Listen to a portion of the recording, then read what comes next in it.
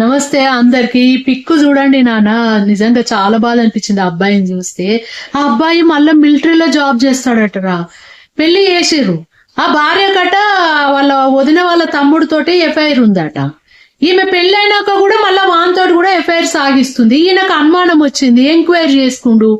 ఈమె చెప్పినా గానీ మళ్ళా ఆయనతోటే మళ్ళా మాట్లాడము, వాట్సాప్లల్లో కలవడం చేయడం చేస్తూ ఉంటే ఈ పిల్లోడు సూసైడ్ చేసుకున్నాడు. నువ్వన్నా సంతోషంగా ఉండు, నేను తట్టుకోలేకపోతున్నా, నువ్వు ఇట్లా వేరేతోటి ఇట్లా పోతూ ఉంటే వేరేతోటి మాట్లాడుతుంటే నాకు బాధ అవుతుంది, నువ్వు ఆ పిల్లోడిని పెళ్లి చేసుకొని హ్యాపీగా ఉండని ఈయన సూసైడ్ చేసుకున్నాడు.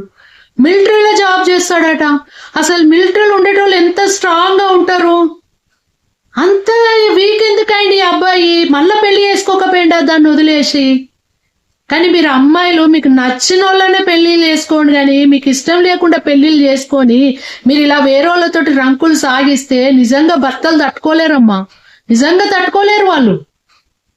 భార్యలైనా సరే తట్టుకోలేరు. ఇట్లా భార్య భర్తలకి ఇట్లా మీరు వేరే వాళ్ళతోటి లింకులు పెట్టుకుంటే చాలా కుమిలిపోతారు తెలుసా.